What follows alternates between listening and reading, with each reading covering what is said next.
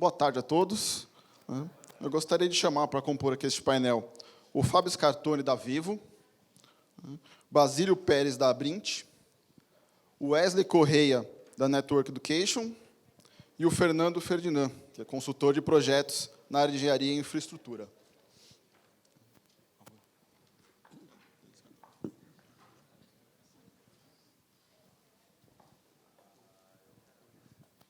Então, enquanto a mesa vai sendo composta aqui, então, como o Moreiras introduziu, a ideia é debatermos aqui um pouco sobre os desafios, não só para a continuidade da implantação do IPv6, mas também em relação ao desligamento do IPv4, tendo aqui a visão dos provedores de acesso. Então, nós temos, compondo a mesa aqui, representantes que vão poder falar da visão nas grandes operadoras, e dos pequenos e médios provedores. Bom, desde quando eu comecei no projeto IPv6, praticamente desde o seu início, quando eu entrei no NIC, comecei com os cursos há 10 anos atrás, e desde aquela época eu já falava que se a gente tivesse feito a lição de casa lá no comecinho, quando o IPv6 foi implementado, quando surgiu a primeira RFC sobre IPv6, os mais de 100 cursos que o NIC-BR ofereceu não teriam sido necessários, as 6 ou 7 versões do IPv6 fora não teriam sido necessárias, mas, enfim, não fizemos a lição de casa. A ideia é que, lá em 1998, quando teve a primeira RFC do IPv6, a ideia era que a implantação do IPv6 fosse algo gradativo, que o IPv6 e IPv4 funcionando ali paralelamente, apesar de serem incompatíveis, mas não foi assim que aconteceu. Foram necessárias criar diversas técnicas de transição, cada uma para um cenário diferente. Primeiro, se preocuparam em ligar ilhas IPv6 através da internet IPv4, com 624, com Teredo, e algumas outras bizarrices. Depois se preocuparam, não, agora tem que fazer IPv6 e IPv4 aqui em dual stack funcionarem, mas a rede ainda é metade IPv6, metade IPv4, aí surgiram coisas como DS Lite. E agora a gente vive um outro cenário. O IPv4 praticamente esgotado, então, ou seja, não temos mais condições de ter uma rede dual stack com IPv6 e IPv4 nativo, públicos. E aí agora a gente está tendo que lidar com outras técnicas, como o NAT64, IPv6 nativo, IPv4 privado para o cliente, através de CGNAT. E, em cima desse cenário, a ideia aqui, eu já vou deixar algumas questões para a gente já começar a fomentar esse debate. Então, a primeira questão, em relação à implantação ao avanço na implantação do IPv6. Hoje nós temos, pegando os dados aqui do Brasil, 60% das residências brasileiras com acesso à internet, ou seja, ainda tem 40% do país aí para ser, para a gente conseguir chegar com acesso à internet e fazer a rede crescer. Tem a internet das coisas. A gente já teve uma apresentação mais cedo, que aí vai ser um grande fomentador do desenvolvimento da internet como um todo, e precisamos de IP para isso. E, obviamente, a própria questão do esgotamento dos endereços de IPv4. Sem IPv4, eu não tenho como ter a rede dual stack, como era a ideia desde o início. E já, para não tomar muito tempo, eu já vou adiantar aqui a segunda parte do que eu tinha planejado, que é a questão, um pouco mais fazendo aí um exercício de futurologia. Então, ok, a implantação do IPv6 não foi no ritmo que se desejava? Não foi, mas alguma coisa, a gente já viu aqui até nas apresentações anteriores, já foi feita. Nós temos aí no mundo inteiro em torno de 30% do tráfego já em IPv6, no Brasil está em torno aí de 25%. Como foi comentado até na apresentação anterior, a gente já tem aí as principais operadoras com acesso IPv6, até tinha alguns números aqui, que eu peguei lá no site do APNIC.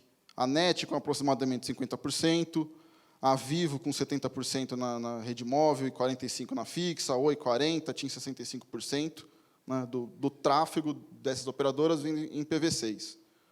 Como o Moreiras falou, eu não consegui levantar os dados dos pequenos e médios provedores, porque, apesar de se somar tudo, eles equivaleriam aí à quarta maior operadora, mas pegar esses dados de forma granular é mais complicado, né? Então, em cima disso, né, eu queria saber de vocês, qual caminho vocês enxergam para superarmos essas questões, né, em relação ao andamento da implantação do IPv6, né, como que as grandes operadoras, os pequenos provedores estão se preparando para esses cenários, né, e o que falta para a implantação do IPv6 deslanchar de uma vez. Tá? Bom, vamos começar da esquerda para a direita? Pode ser? Então, passo a palavra ao Fernando Ferdinando. Fiz uma colinha aqui para poder lembrar alguns tópicos. Recentemente, nós tivemos no LACNIC, que foi 2 semanas atrás, nós tivemos eu, Wesley, mais alguns amigos, e lá teve algumas apresentações, bastante coisa até relacionada a IPv6, e foi discutido até bastante, tinha bastante coisa interessante, até coincidentemente era uma coisa que nós estávamos conversando, eu e o Wesley, e até alguns outros amigos aí. Uma das coisas que foi apresentado lá, que a gente estava discutindo, é a possibilidade ou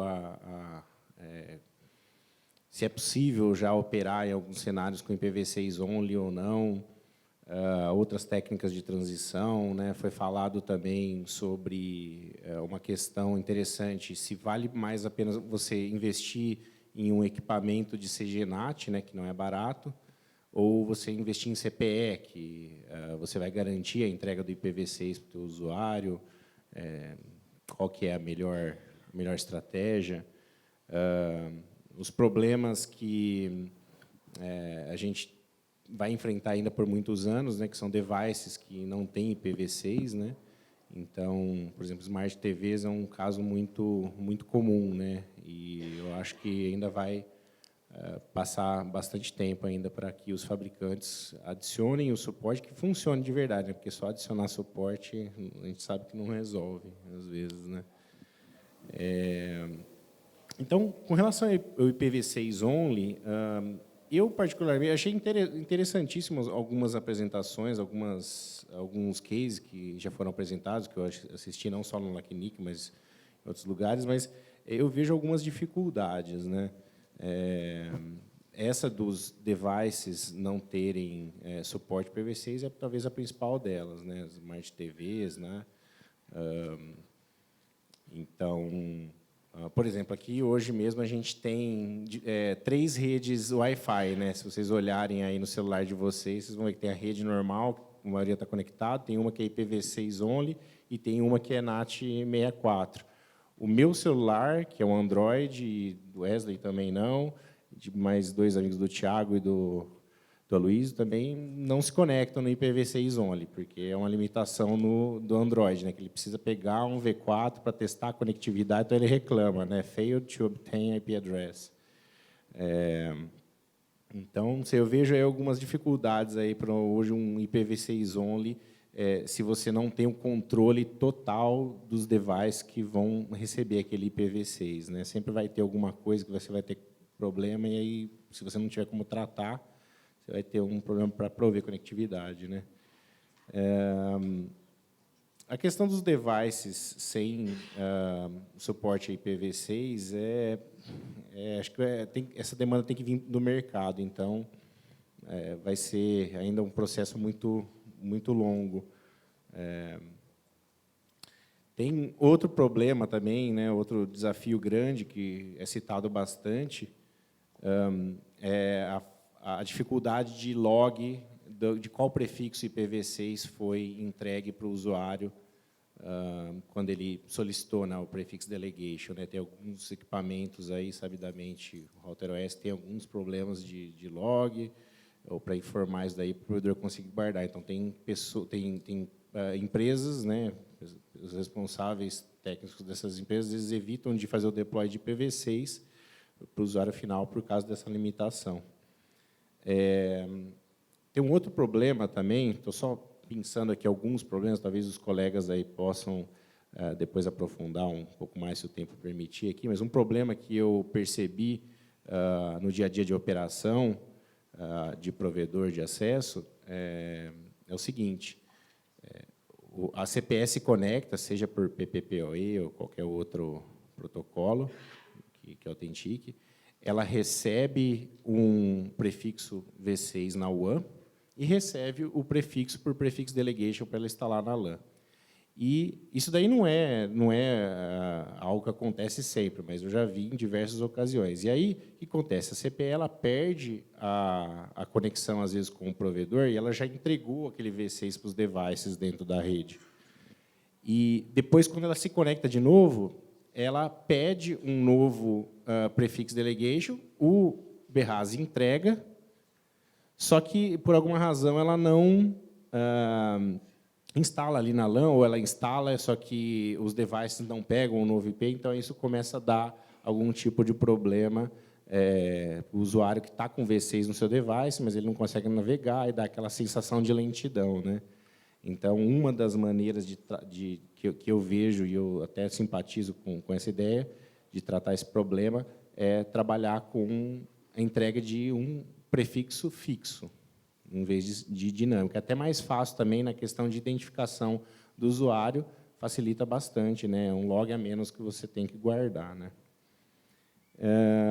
E, só para encerrar essa minha introdução aqui, eu, ao longo da minha carreira profissional, trabalhei até mais com o lado de hosting, de data center, de conteúdo, do que de acesso. Então, posso falar um pouco. Por exemplo, recentemente, eu era responsável pela parte de engenharia e operações de uma empresa que distribui conteúdo, e nós tínhamos uma regra de ouro lá dentro da equipe, que é nenhum servidor sai sem IPv6 para produção, né? Se sair, toma um puxão de orelha. Então, a gente fazia a lição de casa, entregava todos os servidores com IPv6, entregávamos conteúdo, acompanhávamos a quantidade de IPv6 versus V4 que era entregue ali para os usuários, e posso dizer que praticamente não tinha nenhum problema do nosso ponto de vista de fornecedor de conteúdo. Então, também é necessário que aquelas empresas que têm os dois tipos de negócio, né, às vezes tem muitas empresas que não são só provedores de acesso, também tem alguma coisa que ela hospeda para alguém, que ela tem algum data center, que ela estimule os usuários a colocar IPv6 nos conteúdos que elas, mesmo que seja, por exemplo, uma empresa que compra um espaço dentro do teu data center, um colocation, você provê a conectividade para ela também, você tem que estimular ela, falar, ó, coloca no seu CRM, onde for, suporte a IPv6 para as pessoas que estão trabalhando de casa, que seja, poder também usar esse protocolo. Então, eu vou encerrar essa introdução aqui para passar a palavra para os meus colegas. É interessante essa questão até do dual stack e do IPv6 only, que muita gente ainda não conseguiu entender como é que funciona esse conceito, essa métrica, essa metodologia de transição quando você usa IPv6 only. Quando a gente fala em IPv6 only, não é que também vai entregar apenas IPv6 no dispositivo dos assinantes. Para isso, seria necessário, talvez, utilizar o 464 XLAT. E, até o presente momento, eu desconheço CPEs do mercado de baixo custo que façam esse trabalho. Então, nós estamos falando, aí, por exemplo, de um provedor regional com 5, 10 mil assinantes, que precisaria trocar 10 mil CPEs e botar, por exemplo, 10 mil roteadores da marca XPTO, que suporte a firmware open source, que é o OpenWRT, que já tem suporte ao XLAT para poder fazer isso, de forma que o roteador do assinante fizesse o CLAT. Beleza, terminamos essa parte aí. Agora nós vamos para a parte do BRAS, do concentrador de acesso. A gente pode dizer que uma grande maioria dos operadores regionais no mercado nacional utiliza Router OS, que também não tem suporte ao XLAT. Então, nós nadamos e, novamente, morremos na praia, sendo obrigados a utilizar o Dual Stack. Quando a gente fala em Dual Stack, infelizmente, não tem outra forma que dê sobrevida que não seja o CGNAT. E quando a gente fala em CGNAT, se estamos falando em soluções de CGNAT, algo devidamente profissional, nós estamos falando em caixas de alguns milhares de dólares. Então, realmente tem que ser feita uma conta para saber se o que compensa mais, eu trocar todos os meus birrais do Router OS para a marca ABC, XPTO, 123, que essas sim fazem o 464 XLAT, o DNS 64, e também trocar 5.000, 10.000 CPEs, ou usar CGNAT. Quando a gente fala em trocar CPE, pessoal, tem um outro porém. Quando a gente, por exemplo, trabalha com planos de velocidade mais alta, 100, 200 mega, se você bota uma CPE de um custo baixo ali, o seu cliente ele não vai ter a experiência de navegação na rede wireless dele. Ah, mas eu quero usar, então, o roteador da marca Z, porque esse é o roteador melhor do mundo. Mas, espera, esse roteador também não suporta o XLAT. Ah, mas eu quero usar o da marca D, mas esse também não suporta. Então, é meio que um beco sem saída, mas o beco sem saída, eu sou obrigado a dizer que a culpa é de todo mundo que não começou há 20 anos atrás a fazer o dever de casa. Então, hoje, nós estamos pagando caro em soluções que deem sobrevida nas redes IPv4 por uma falta de planejamento. E não tenho medo de dizer que, quanto mais tempo deixar passar, pior vai ficar. Eu tenho acesso a muita gente, pelo fato de ministrar treinamentos Brasil afora, de atender provedores Brasil afora, em provedores em rincões do norte ou interior de Minas, e os caras falam assim, não, eu não vou botar IPv6 não, cara, eu tenho 2.000 clientes, eu distribuo esse /22 aqui em CGNAT mesmo, mais ou menos, com a solução que eu tenho, e tá bom. Então, a gente vê que, por mais que tenham havido dezenas de fóruns IPv6, o NIC-BR tenha feito um trabalho fenomenal na conscientização desses operadores, ainda não entrou na mente deles que IPv6 é um caminho sem volta. É sem volta. Eu já cheguei a ouvir o absurdo de deixa esses caras botarem IPv6, que os IPv4 vai voltar e vai sobrar tudo para a gente. Isso é absurdo. E isso eu ouvi de um provedor com quase 5.000 assinantes, eu juro. Eu não tenho por que mentir aqui. É absurdo, mas, infelizmente, é o que a gente está passando por aí. E o que a gente pode fazer para melhorar, para resolver isso? Infelizmente, alguns provedores vão ter que refazer o seu planejamento de IPv4, se não quiserem investimento alto em caixas, em CPEs de assinante, para poder entregar apenas IPv6 no seu core, e lá no assinante ele fazer o CELAT, no BIRAS fazer o PELAT, vocês vão ter que refazer o planejamento de IPv4 de vocês, da IPv4 extremamente para quem seja necessário. Há alguns que falam, preciso de IPv4 para minha câmera. Olha, sinto muito. Hoje em dia, vários CFTVs já trabalham com cloud, então você não precisa mais de um acesso ao CFTV, e sim, o CFTV envia as imagens para o cloud. Dá um delayzinho? É um mal necessário. Então, cobra do fabricante do seu CFTV para colocar IPv6. Não estamos mais em tempo de comprar nada que não tenha IPv6.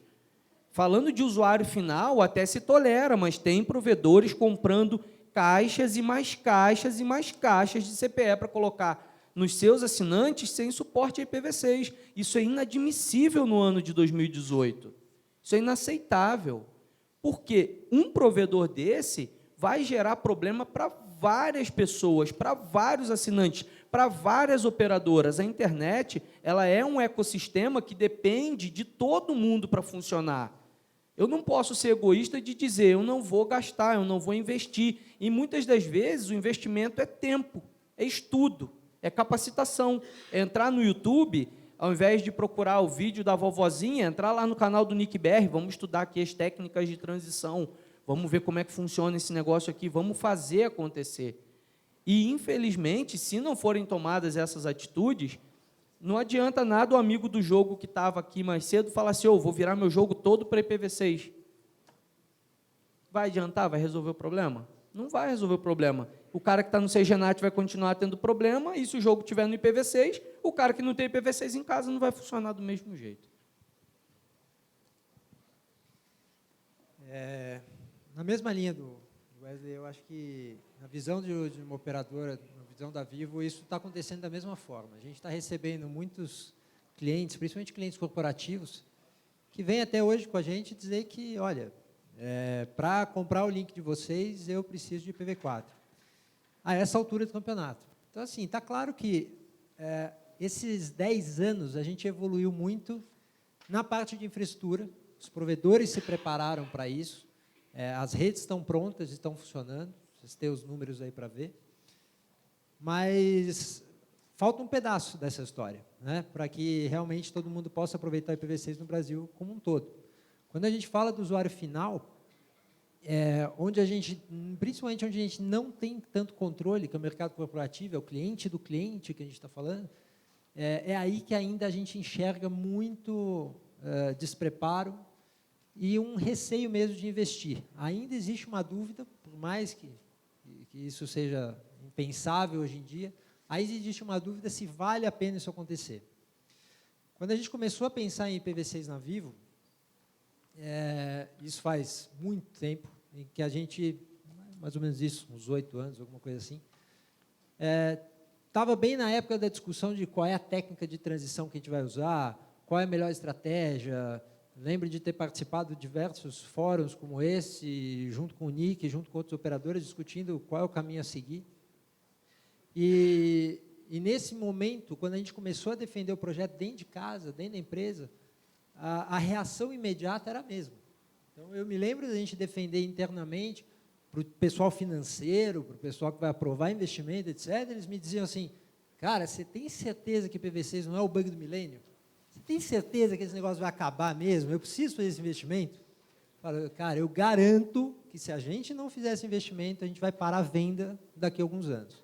E foi isso que motivou efetivamente todo esse investimento, esse esforço, esse aprendizado, que muda não só a rede da operadora, mas muda processos, muda sistemas, muda a relação com o cliente, atendimento, como foi comentado aqui antes e tudo mais. Então, é um impacto que pega para todo mundo. No caso da Vivo, acho que vale a pena comentar, a gente adotou uma estratégia, aproveitando um pouco de todos os produtos que a gente tinha na mão, a gente adotou uma estratégia para tentar minimizar ao máximo o impacto do CGNAT nesse período.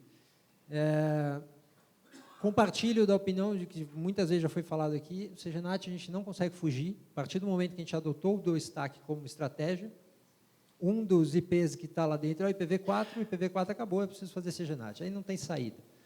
Mas o que a gente fez foi, o fato da Vivo ter serviços fixos, móveis e corporativos, a gente sabia claramente que a gente teria um impacto maior em fazer NAT na banda larga fixa e no mercado corporativo. Porque é onde estão as aplicações mais sofisticadas, as bandas mais pesadas, os usuários mais exigentes em termos de aplicações, falamos aí de League of Legends abrindo 1000 portas, a gente queria, de alguma forma, fugir disso para tentar minimizar ao máximo o impacto. Então, o que a Vivo fez, e isso confirma ali o comentário do nosso amigo de Pindamonhangaba, que falou que a Vivo não usa, e a Vivo realmente não adotou CGNAT na fixa. Tá? Se vocês verem serviço de fibra, o mesmo serviço metálico, que é mais antigo, é sempre IPv4 público. E como é que a gente faz isso? É porque a gente adotou IPv4 privado na móvel. Então, na móvel, normalmente é um acesso mais simples, é um acesso que você está na rua, está acessando, é um acesso único, claro, mas eu posso compartilhar meu celular pelo Wi-Fi com outros, ok, mas é uma coisa menor, é uma banda menor, e aí quando você está em casa numa banda larga, enorme, com um jogo mais pesado, etc., você está usando IP público. Essa estratégia para a gente deu muito certo, por 2 motivos. Uma por questão de qualidade, porque a gente queria muito garantir que a gente não tivesse impacto, não tivesse reclamações dos clientes na hora de ter experiência com o nosso produto, e ao mesmo tempo, minimizar o investimento no CGNAT. Né? Ninguém quer comprar NAT. E aí, quanto mais cliente eu tiver em cima dele, quanto mais banda tiver em cima dele, mais eu preciso crescê-lo. Então, isso ajudou nos 2 lados. Assim, a gente conseguiu economizar investimento e, ao mesmo tempo, oferecer um produto melhor. Para a gente, funcionou muito bem. Agora, só que assim, agora a gente tem um Dual Stack na mão e continuamos consumindo IPv4, porque a gente continua dando 2 IPs para cada um desses clientes. Então, o que a gente começa a trabalhar agora, os desafios a partir de agora, é o 624, o 64, para que a gente consiga, a partir de então, na hora que a gente começar a virar e ter mais clientes em IPv6, eu deixo de entregar IPv4 para esses clientes e aí faço NAT só para o 4. Nessa estratégia, então, aí a gente consegue parar de usar IPv4, e aí para de ter esse aperto, essa preocupação com o esgotamento, que é real para todo mundo.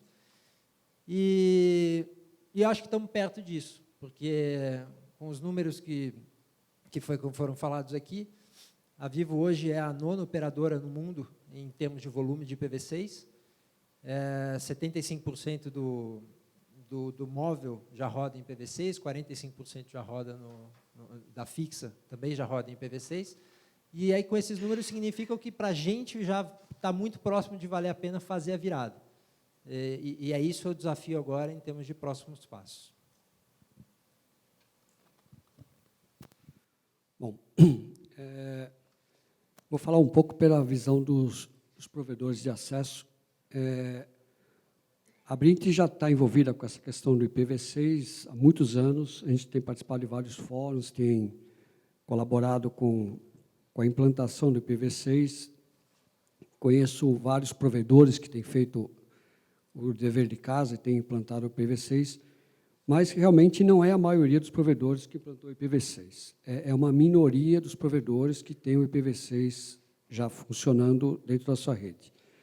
Conheço muitos provedores que têm o IPv6 implantado, fizeram testes, fizeram alguns treinamentos, prepararam, mas não se sentiram ainda confiantes para entregar o IPv6 ao cliente. E estão usando seus próprios IPs, que tem provedores que ainda têm IPv4 disponível para usar, e alguns estão fazendo CGNAT. E por que disso? Porque vocês viram hoje de manhã aqui a palestra do pessoal da Cabo Telecom, da saga que eles passaram para a implantação do IPv6. A quantidade de vezes que eles implantaram, desligaram, implantaram de novo, desligaram, até que finalmente já foram implantados no ano passado. Isso, os provedores menores, eles não querem fazer isso, eles não querem ligar, ter problema com o suporte, desligar. Eles estavam esperando um momento mais propício para fazer esse tipo de migração. Alguns anos atrás, a gente participou de alguns fóruns aqui no CGI, inclusive, as próprias redes das grandes operadoras, como vocês viram no gráfico, não estavam transportando o IPv6 naquela época. Em 2014, 2015, é que ela começou. Então, o provedor se sentia, como é que eu vou montar alguma coisa em IPv6 se eu não vou ter com quem falar, eu não vou ter o que fazer com isso daqui? Então, eles simplesmente foram esperando um momento mais propício para fazer a implantação. A essa altura do campeonato, com as grandes operadoras já trafegando IPv6 com uma facilidade, os equipamentos CPEs, rádios e outros equipamentos já começam a vir com IPv6. O fato do provedor pequeno não ter implantado IPv6 na sua rede não quer dizer que ele não esteja comprando equipamentos com IPv6. Ele está se preparando dentro do possível, mas ele não está... tem muito provedor que não implantou IPv6 ainda para o seu cliente, com medo do suporte que aquilo vai gerar para ele. Um problema a Vivo usou o IPv6 na rede, ou IPv4 na rede fixa. Realmente, você usar IPv6 numa rede corporativa para clientes que vão usar VPNs, que vão usar câmeras, que vão usar uma série de problemas, a quantidade de problemas de suporte que você pode ter no teu provedor, que são diferentes do que o pessoal está acostumado a trabalhar, é muito grande. Então, o pessoal prefere usar IPv4 para clientes corporativos e estão esperando o momento certo de usar o IPv6. Evidentemente que o IPv6 é uma coisa irreversível, isso vai acontecer. Eu até arrepiei a hora que você falou de desligamento do IPv4, porque eu não consigo visualizar isso. Eu acho que está muito longe da gente pensar num desligamento do IPv4, pode demorar muitos anos ainda, e é um processo longo ainda e e que tem que ser seguido por todos. Todos têm que fazer a sua lição de casa e têm que ir implantando aos poucos as suas redes. Nesse momento, eu acho que, inclusive, estão faltando algum tipo de incentivo. Eu não consigo visualizar um incentivo para um pequeno provedor que ele ainda tenha IPs, ele tem uma rede pequena, tem provedores com menos de 5.000 assinantes, e às vezes ele tem IP suficiente para esses 5.000 assinantes, dentro do IPv4, ele não tem incentivo nenhum, neste momento, para partir para o IPv6. Tudo para ele está funcionando dentro da rede do IPv4. Então, eu não sei o que a comunidade, que o CGI, o que os fóruns podem definir, de tentar alguma forma de incentivar esse pequeno provedor a começar a trabalhar com o IPv6. Mesmo ele não estando com o IPv6 implantado, eu sei de muitos que já estão treinados, já têm internamente preparado, mas eles não se sentem confiantes de soltar o IPv6 para o cliente final. Então, eu acho que está precisando de algumas políticas, de alguma forma de incentivá-los a fazer isso. Eu esperava que você me viesse com essa resposta do que a gente pode fazer para o pequeno provedor. Não é brincadeira. Como comentei, eu fiquei praticamente 10 anos, né, ministrando os cursos de IPv6 do NIC-BR, e as histórias, né, vieram evoluindo, mais ou menos já com o que a gente comentou aqui nesse painel, né. E uma pergunta que eu ia fazer, você acabou até já respondendo uma parte dela, é se vocês realmente conseguem enxergar, não vou nem falar de datas, realmente o desligamento do IPv4. Um incentivo que eu enxergo, que não seria o ideal, mas é o que eu acho que vai ser o start para o desligamento do V4, é a partir do momento que o provedor de conteúdo olhar para o acesso e ver, opa, já estou tendo aqui 90 e tantos % de acesso via IPv6 e estou gastando X aqui para manter minha rede IPv4. Vou desligar a chave amanhã. Eu espero que não tenhamos que esperar esse tipo de ação para que os pequenos e até as médias e grandes operadoras que ainda não estão com o IPv6 tão avançado tomem alguma atitude. Achei até curioso ouvir do Fábio que a Vivo já está, né, com um olhar aí para essa questão do desligamento do IPv4, também olhando para o volume de tráfego V6 que hoje vocês têm. Eu não esperava que já tivesse, que essa sementinha tivesse sendo plantada e isso tivesse sido discutido. Então, vou abrir agora para perguntas com a minha primeira pergunta. Vocês conseguem enxergar algum dia a internet sem IPv4? Eu ia comentar justamente disso que o Basílio citou. Eu, particularmente, não vejo tão cedo uma internet IPv6 only ou desligar IPv4. Eu vejo cada vez mais técnicas de transição que podem usar IPv6 only em determinados ambientes, onde você tem controle de CPE, de devices, mas, para mim, uma década é pouco para você ver uma internet sem IPv4. Eu acho que vai muito mais do que isso. E eu venho falando, às vezes, para as pessoas com relação a essa exaustão do IPv4. A gente ainda não chegou na fase mais quente do negócio, porque ainda muita gente tem IPv4, está usando. Isso acaba afetando mais provedores de conteúdo. De acesso ainda tem o CGNAT que dá para salvar, né? Mas vai ter briga de foice por causa de IPv4. Com certeza vocês vão ver muita empresa, porque tem muita empresa, principalmente de conteúdo, que empresas grandes vão lá, compram um /9 legado. E aí, como é que uma empresa pequena ou média de conteúdo que não tem mais IPv4, como é que ela vai competir com a outra? Então, vai ter briga de foice, vai ter muito problema ainda, mas eu não vejo isso desligando, não.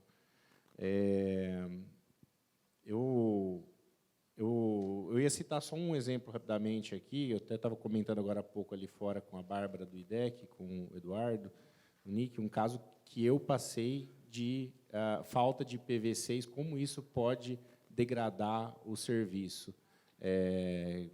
Quem sabe isso sirva de estímulo para as pessoas que estão na frente de operações repensarem, né? São duas questões bastante importantes. Primeiro, a questão do Marco Civil, que foi falado na palestra anterior pela Daniele, da Abrindo, vocês viram quão é difícil entender, né? Tem que gravar a porta, não tem? Qual é a essência da lei? É identificar o usuário? Então, o dia que as pessoas começarem a compreenderem que operar com IPv6 facilita a vida delas, é mais barato operar com IPv6 porque te custa menos em hora homem, te facilita a operação, quem sabe isso vai estimular um pouco a adoção por aqueles que ainda estão resistindo, né? Então, com o IPv6, você não tem aquele problema do CGNAT. Olha, tem uma lista aqui com 16 pessoas, 32. Não, no IPv6 você resolve, você mata essa questão muito facilmente. Então, talvez algumas pessoas sejam indiferentes a essa questão hoje, porque não envolveu ela, não envolveu uma demanda de algum casca-grossa que ficou em cima dela. Eu exijo, está na lei e tal, tem que ficar respondendo isso judicialmente, ou até mesmo um crime que aconteceu com algum conhecido dela e que ela não foi capaz de solucionar.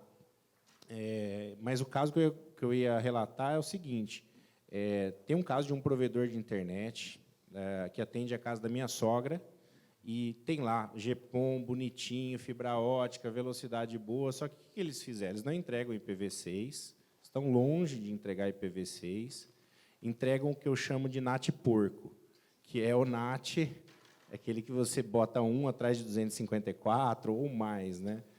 Então, em horários de pico, o que estava acontecendo? Exaure o número de portas. E aí fica aquela sensação que a conexão está caindo, você não consegue abrir site. E aí eu liguei lá e falei, olha, gente, está com um problema assim, o que vocês vão fazer? Vocês vão arrumar o CGNAT? Vocês vão colocar IPv6? Ah, não, IPv6 a gente não é obrigado, então, por enquanto, a gente não vai colocar, porque nosso equipamento aí na cidade não suporta e tal. Então, assim, acaba até transcendendo essa questão do... é uma questão legal, é uma questão que envolve marco civil, é uma questão regulatória? Não, é uma questão de direito do consumidor. Está entregando um serviço degradado para o teu usuário. Você está forçando ele a usar um serviço ruim, sendo que você tem opção. Então, esses pontos que eu queria tocar aí, que me vieram aí com as falas dos colegas.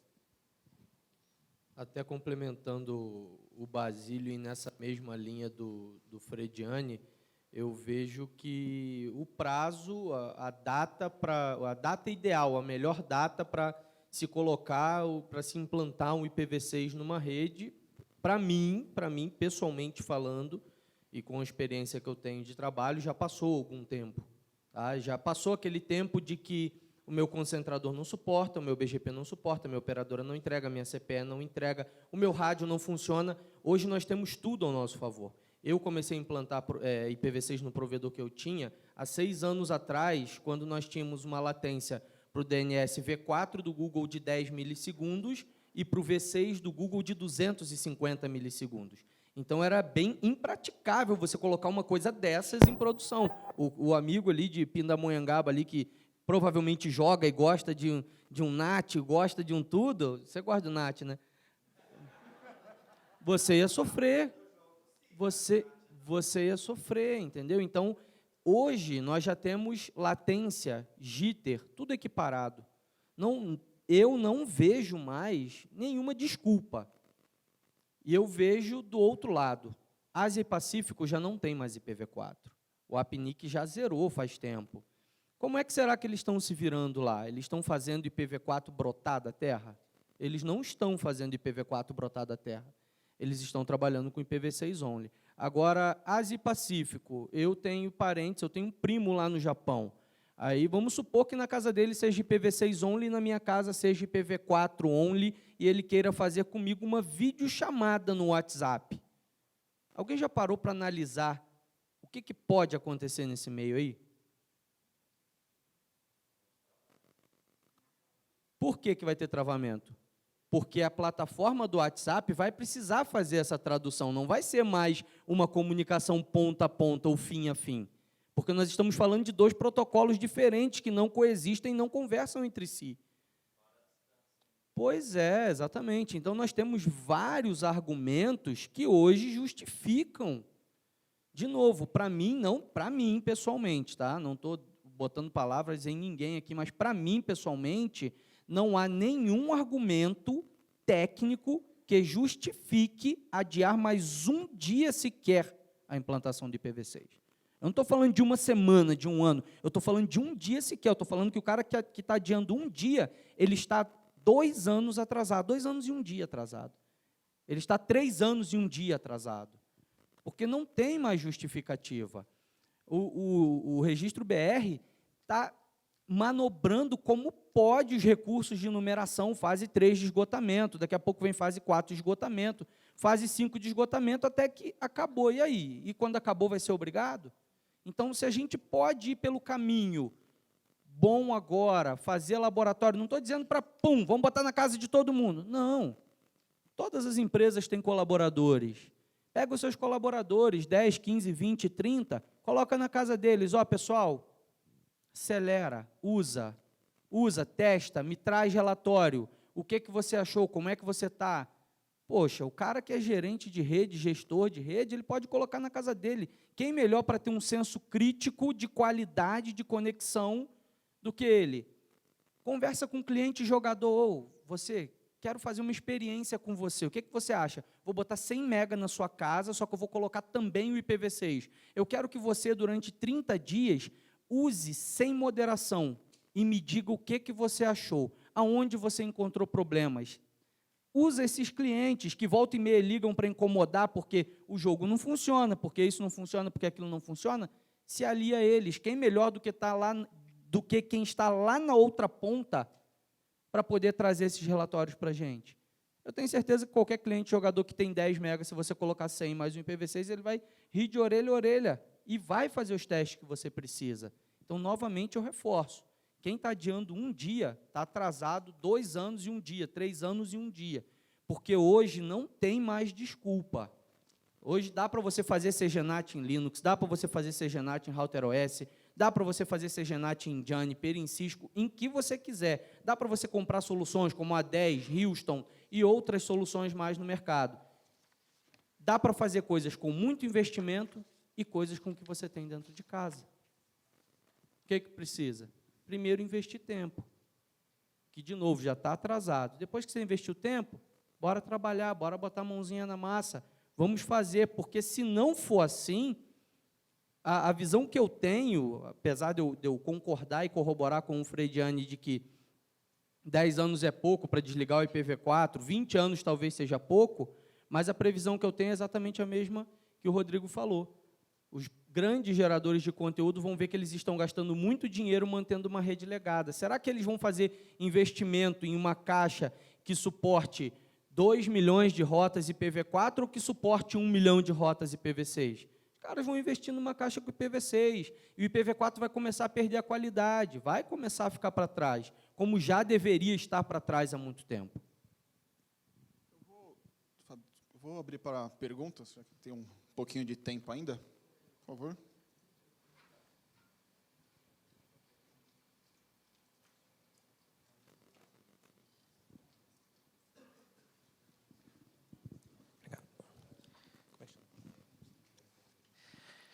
Tiago Serta, da Noitec, fazendo uma pergunta para a Vivo. É uma dúvida, como você comentou, dessa fase final aí de transição da rede, principalmente da rede móvel, que já está com 75% de usuários em IPv6 e 25% em IPv4. E eu entendi da sua fala que já existe uma solução de CGN 4x4 para esses 25%. E todo assinante recebe 2 TEC, então, quando ele acessa um site que ainda é IPv4, já existe uma tradução.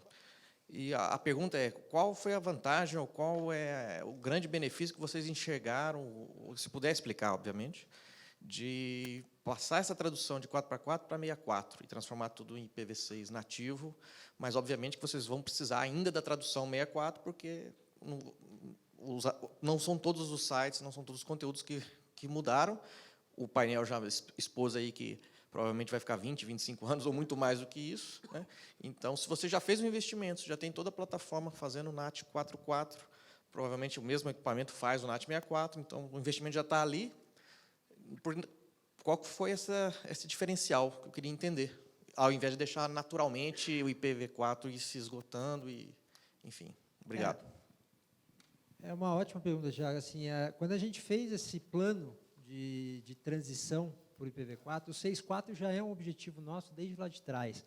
O que a gente quer alcançar com isso é parar de gastar 4. Porque cada vez que a gente dá um dual stack hoje, o cliente recebe o IPv4 e o IPv6. E se 75% do tempo ele está usando o IPv6, eu estou mantendo 100% do tempo o 4 com ele. Então, o meu gasto de IPv4 é muito significativo. Enquanto eu consigo fazer CGNAT para suportar o meu crescimento, ok, a vida continua. Mas dependendo de como o mercado evolua, pode chegar a um ponto de que eu cheguei no meu limite de CGNAT, mantendo aí o meu limite de porta, vamos dizer que eu não queira matar a minha margem de porta para garantir qualidade, efetivamente, como a gente comentou aqui, mas eu não quero mais gastar mais IPv4. Então, quando a gente fala de desligar o IPv4, ou daqui a algum tempo, eu concordo com a mesa toda de que isso está anos-luz, a gente vai ter muito tempo IPv4, mas nosso objetivo é congelar o IPv4. Eu não quero mais ter que crescer IPv4 conforme a minha base de cliente cresça. E aí, com isso, se eu puder crescer IPv6, dar só o IPv6 para o cliente, e aí, quando ele precisar do 4, eu faço esse NAT para ele, porque 25% do tempo só ele está usando esse 4, eu passo a ter uma eficiência de uso melhor do IPv4. Esse é o objetivo. Mais alguma pergunta?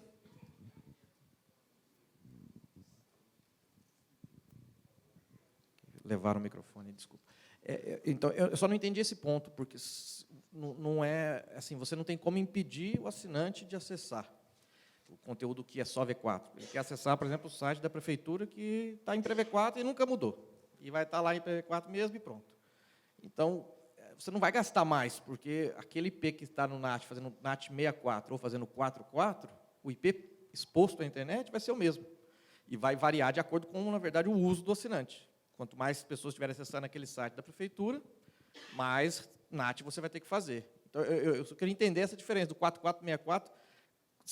Eu não entendi esse uso menor de IPv4, entendendo que, obviamente, você está entregando para ele na rede privada um IP privado, né, da rede 10.100.64 ou IP da RFC. Isso. Então, o 10.100 da RFC é limitado. Então, comece por aí. Sim. Se eu puder deixar só o 4, não entregar isso para o cliente, eu não preciso crescer o meu 4 junto com o meu crescimento de parque. Eu cresço em relação à minha margem que eu preciso para que esse cliente, quando ele precisar do 4, eu faço a tradução. Então, a quantidade de endereços 4 que eu preciso ter na base para atender uma maior quantidade de cliente pode se manter constante. Então, entendi, está claro, que o seu problema é de escala, que o POSPO 100.64 é insuficiente para o tamanho da sua rede. Perfeito. Beleza, está entendido, está claro. No NAT Obrigado. 64 não preciso de IPv4 no cliente, no NAT 64 Isso. é IPv6. Claro. Uhum. Obrigado. Viu?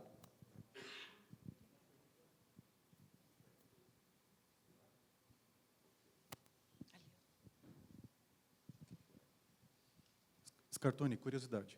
Na tua rede móvel, onde você tem o IPv6 para todo mundo e você mantém lá o IPv4 com o NAT, você tem alguma estatística que você possa compartilhar com a gente, que não seja secreta aqui, da quantidade de tráfego de IPv6 versus IPv4 hoje em utilização?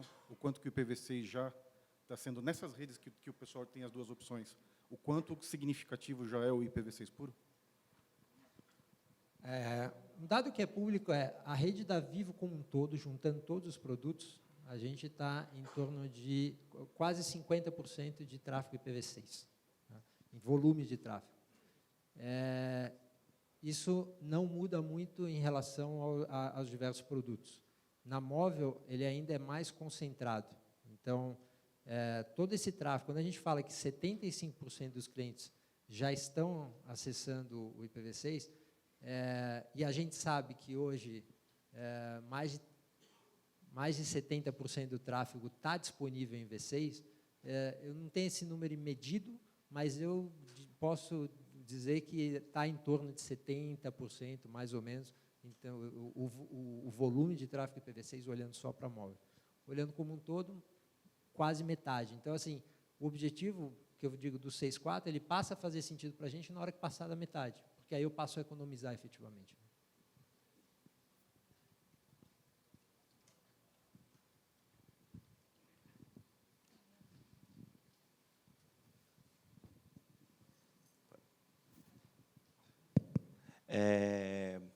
Você falou que, tipo, na rede móvel da Vivo, o IPv6 está muito maior, sendo que, digamos assim, quem tem controle dos celulares é a Anatel, né? Agora, a Vivo tem muito mais controle nos modems, porque além da Anatel regulamentar, a própria Vivo que coloca os modems, tem o controle do modelo, coisa e tal.